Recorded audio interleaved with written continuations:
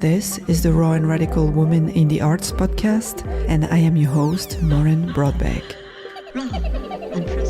In each episode, we explore the mechanisms of identity, vulnerability, authenticity, empowerment, and social change through conversations with inspiring women who are making history and challenging the status quo in both the art world and in society.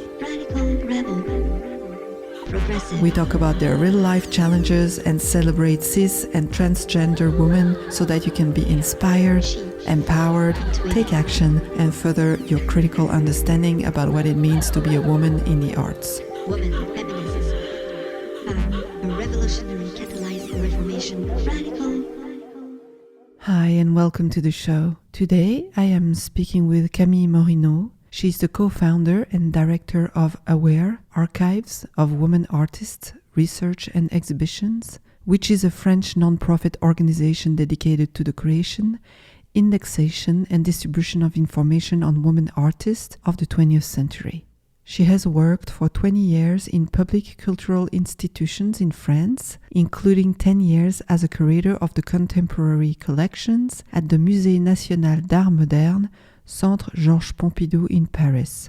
She has curated numerous exhibitions there, including Yves Klein in 2006, Gerhard Richter in 2012, Roy Lichtenstein in 2013, and the hanging Elles at Centrepompidou from 2009 to 2011, dedicated solely to female artists from the collection of the museum. She has also curated several exhibitions as an independent curator, including Nikit Saint-Phal at RMN Grand Palais in Paris in 2004 and Guggenheim Bilbao in 2006. Ceramics, from Rodin to Schutte, about the use of ceramics by artists of the 20th and 21st century at Bonnefontaine Museum Maastricht in 2015, and La Maison Rouge, Fondation Antoine de Galbert with Manufacture de Sèvres in Paris in 2016. From 2016 to 2019, she was the director of exhibitions and collection at Monet de Paris, where she has created exhibitions such as Woman House, also shown at the National Museum of Women in the Arts in Washington in 2017 and 2018, and Kiki Smith in 2019 to 2020. I am happy to welcome her to the show. Hello Camille, welcome to the show. Hi. Hi. I was wondering if you can talk about what made you decide to create AWARE. Yes, it was actually nearly 10 years ago. I was working in Centrepompidou and I was walking through the permanent collection rooms and wondering about the very weak proportion of women artists shown. Yeah. There were 10% maximum of the collection. And so I made a little research into our storage and realized that we had so many women artists who were completely unknown at the time. So I proposed to the director of the museum to do something that was at the time really completely weird, which was to just show women artists in the permanent collection. So it meant at the time to push away all the men artists in the collection. Yeah. So the director said, listen, why not? But prove me that it's possible. Prove me that we have enough women artists, enough interesting work to do that. And do that fast because I'm in a hurry. So I worked crazy for 2 weeks and came up with a plan that showed that we indeed had enough women artists in the storage to have a beautiful show. Yes. So at first it was decided to do pretty short, a few months of this show. It was called Elles at Centrepompidou. Yeah. But it lasted actually 2 years. We had 2.5 million visitors. So not only I discovered that there were so many unknown artists, amazing artists, but also that there were a lot of visitors, a lot of people interested by the question. Yeah. So these two things are really important. On the one side, the fact that there is a lot of unknown artists, but also that it's the moment that people are ready to be interested. So it was 10 years ago. And I think even then, things have changed a lot and there is more and more interest in these questions today. So the interest have grown since. So that was in 2009, 2010. The show traveled to US and to Brazil. And I wanted to keep on doing research in the museum, to do a research center within Centre Pompidou. But it proved too difficult because the museum had other priorities and I think just didn't have the energy to do that. So I left the museum and created a nonprofit called AWARE, AWARE, like Archive of Women Artists, Research and Exhibition. So that's the story, more or less. Excellent. It's a wonderful story because the show was really successful and this led to this. And I love your platform.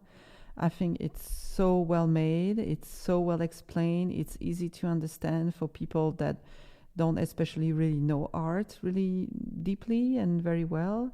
And people can discover art and women artists in this very simple and well explained way and have different access points. And I was wondering, what's your vision and what are the most important goals you have with AWARE? Well, as you say, AWARE has two objectives: to address the academics, people who are really art historians, specialists, students, teachers at the university level, but we also want to address everybody, people who don't know anything about art, who are really not specialists, who are just curious about the place of women in the world in general, and being an artist is one of the jobs. It's just a job where if you are known when you work, you're completely lost in the history. So it's a very, very symbolical job. So the objective of AWARE is to address these two publics, a very large public, but also a public of academics. And of course, the other goal is to continue the research and show more and more of these amazing artists, and to demonstrate in a way, like a mathematical demonstration, that there's not only, let's say, 5 or 10 important women artists, which is most people think. They can usually name 5, maximum 10 names. We have actually more than, I think it's 650 biographies of artists, and I think we could have easily 10 times this number. So it's huge. It's a huge information that got lost between the mid 19th century and today. So I'm proving with numbers really that history has been very unfair to women artists, but to women in general. I mean, that is also true for women, I would say, in applied art, but also in music, in literature. So that could be applied to a lot of creative domains where women have been present, have been working, but have also been completely forgotten. And could you explain the fact that when there are no real traces of women in history, this really affects our society? Yes, in a very simple way. Before being an art historian, I was an historian, and historians work with archives. If you want to write a true history, a fair history, you have to work with the true archive. You have to have the right archive. So the problem with women is that these archives about them is usually lost. History has been written by men about men, and that's from very early centuries and centuries ago. And the fact that we don't have any information about how women lived, what were they thinking, what were they creating, what were their day-to-day life, is really affecting our vision of the world. That goes for a lot of other domains than just art. Yeah, of course. Yeah. Of course, so we have a vision of a gendered world. Half of the information is lost, is missing, and I think even at the political level or the sociological level, or even, let's say, for medicine, for example, it's a very good example because most of medical stuff or gesture or chemicals were designed by men for men, although the woman body is very different. So I would say that this lack of information on women affects every aspect of society. And in terms of art, it completely affects our vision of art. We have a vision, for example, of art seen through the male gaze. So know everything that is to know about, for example, men desire for women, heterosexual desire. We have zero information about how women desire men, because we have so little information about them, about women artists. So I think there's a lot of the world that we don't know because we don't have these representations done by women that would inform our vision of the world. Yeah. And this probably affects a lot the way our society works, between men, women, and all this. Yes, because that information would be also useful for men. Yeah. I'm not talking about women. I mean, that would inform both of the gender. That would probably make it easier for them to work together also. Yeah. So it would have a lot of consequences that information goes widely. I mean, that everybody gets it. And that's why, as you very wisely said, we're trying to give some specific information to everybody, including students, including young children, so that we really address everybody. Yeah. And so when you do those research and create biographies, how difficult it is for you to go look for information? Or is it still readily available, or how hard it is to make a biography on a woman artist? In general, it's much harder to find the info on women artists. So we also design some kind of tools for research, and it's difficult to access even written publication. I mean, there's very few publication on women artists in general, so we have to go to sometimes oral sources, to go to the family, to go to friends. I mean, it's the way we do research sometimes looks like we say enquête policière. Police investigation? Right, police investigation. Yeah, we're closer to police investigation than academic research. Oh, that's a good parallel. It's funny. And so can you talk about the different access points you have on the website? Because Aware is mainly on the website. I know we can also come and make an appointment, and this is really great.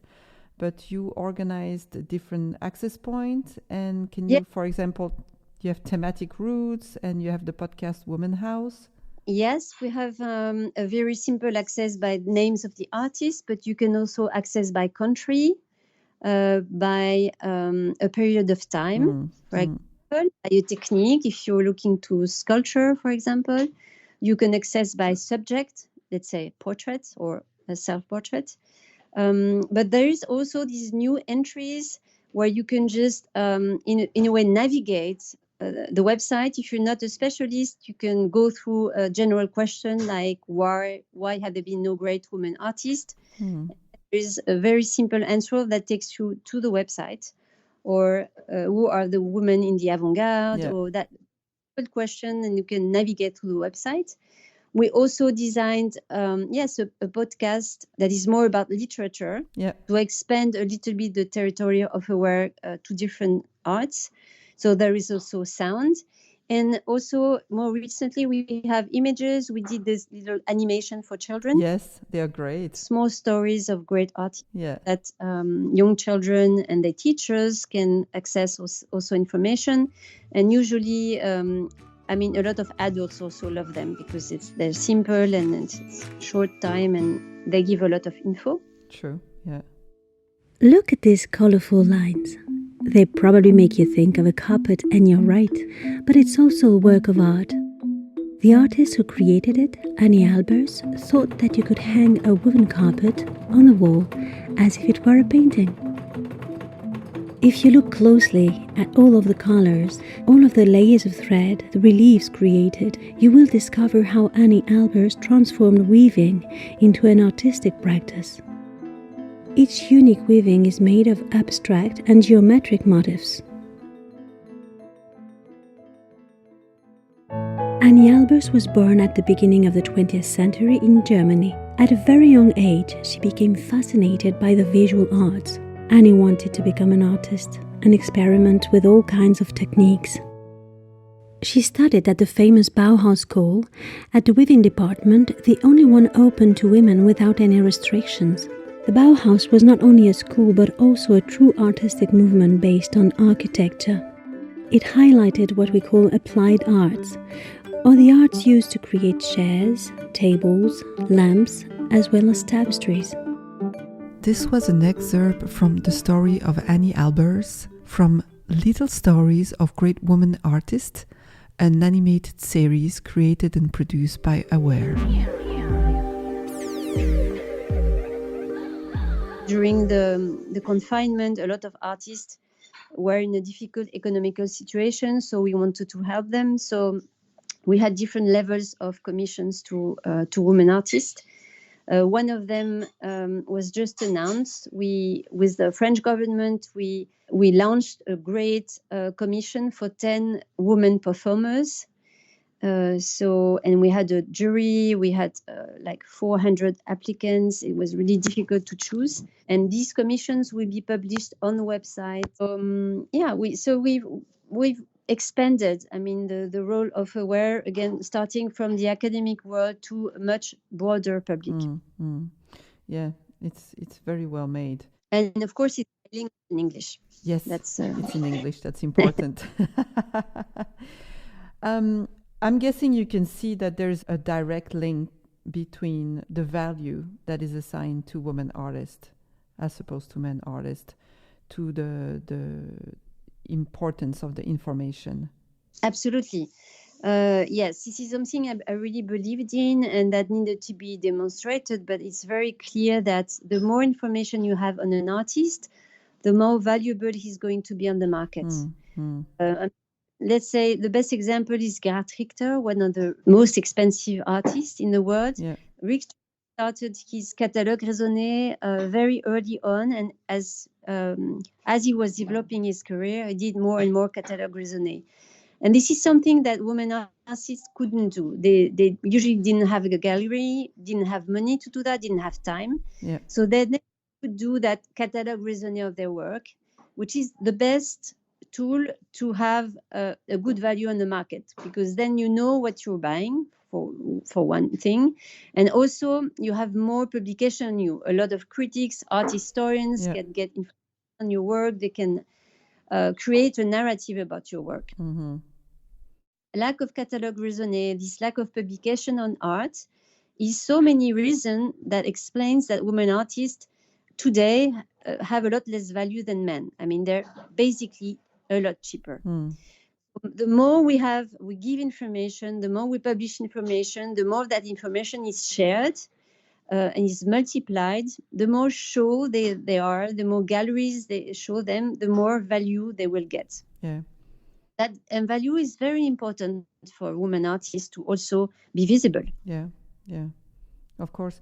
So do you think that now the art market is changing towards this, or is there a shift, or is it still the same? What do you see? Oh, there is a shift, and it's really recent. There have been a few articles, I think just right before the summer, saying that women artists were the best investment today, because usually when you buy them, the price is low, but the price can go twice or 10 times very, very quickly. Like you just did one retrospective, one good publication, and then the prices goes up.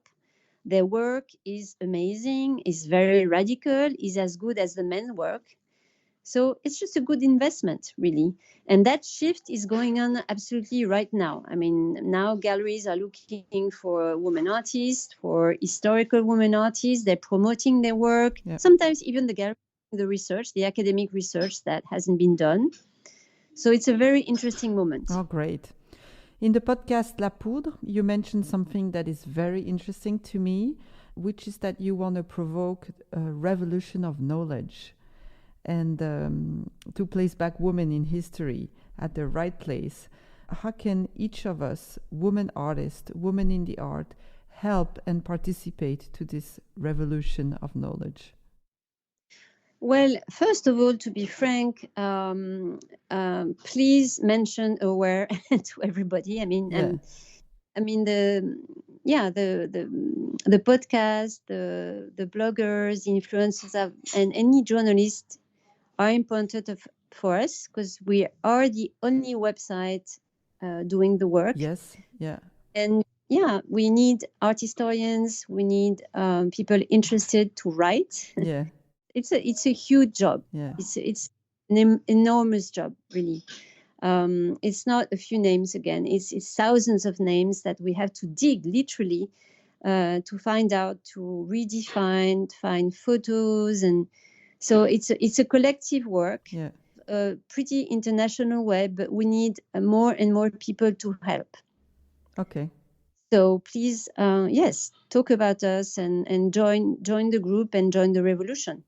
For sure, for sure. I have a feeling these days that there is a lot more people that want to connect, a lot of women that want to connect. And this, I don't know, I have felt this since the confinement, and I feel like there's a shift and that it's really good. No, I agree. Confinement made people more political in many ways.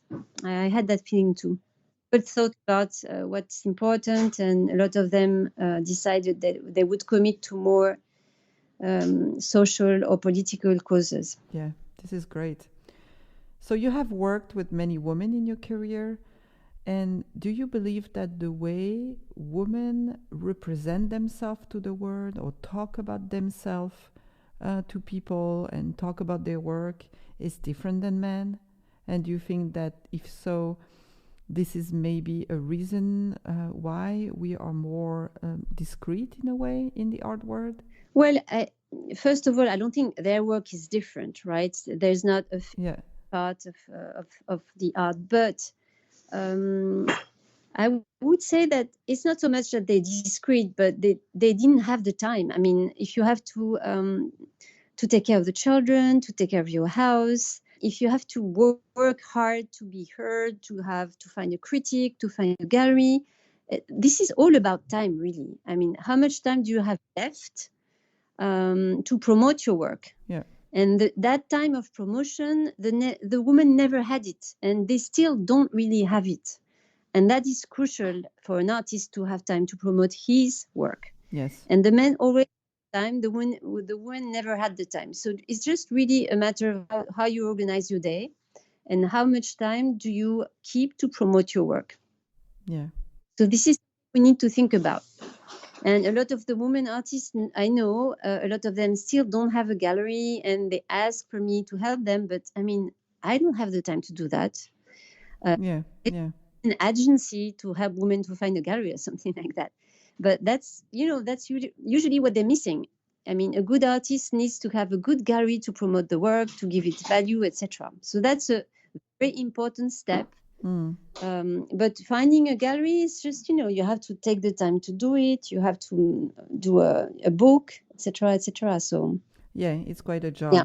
And do you believe that education in a general way still creates a gap in gender? Or do you think it's really changing now with new generations? I think the art school is I think most of them are really, let's say, giving the same education to men and women now. So I don't think that's the problem. It's really more like after the art school, what's going on, and the fact that women artists don't have as many galleries as the men artists. That's really the important step, I would say. And how do you think a woman could be more present in museums and collection? Is it through the galleries or is it new avenues?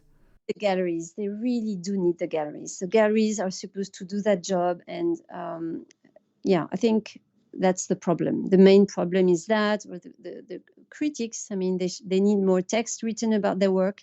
There's also the question of geography that what is really difficult today is to dig in the history of women artists in Africa, for example. Yeah. And this is one of the objectives we have in AWARE, is to really also be very international and explore the question of race that has been also a terrible obstacle for women artists that added itself to the obstacle of being a woman. So that's also something that is very important for us. And the question of queer, what's being a woman today, and how much also queerness affected the history of women artists. Yeah. That's another research that we're doing now. Oh, it's interesting, yeah. Two big questions maybe for next discussion. Yes, of course, with pleasure. Yeah, thanks a lot. It was a pleasure to talk to you. Thanks for taking the time and congratulations on what you do. I really, really am a big fan. Thank you for your interest. And Of course. Bye-bye. bye. Well, you know what to do now. Go check out the website of Aware. There are amazing things in there, amazing stories, amazing explorations to do, amazing artists. And if you feel like it and you have the time, help him out. This podcast is supported by Pro Helvetia, the Swiss Arts Council. Thanks a lot to them for believing in us. Thanks for listening to Raw and Radical Women in the Arts podcast. Learn more about our featured artists and sign up for news and updates by visiting our website rawradical.com. Organic, radical, profound. Please consider leaving us a comment and review on your preferred podcast listening platform to help others discover the show and take part in this global dialogue. She, intuitive. I am Maureen Broadbeck, Fatal. and until next time, keep the dream alive. Woman.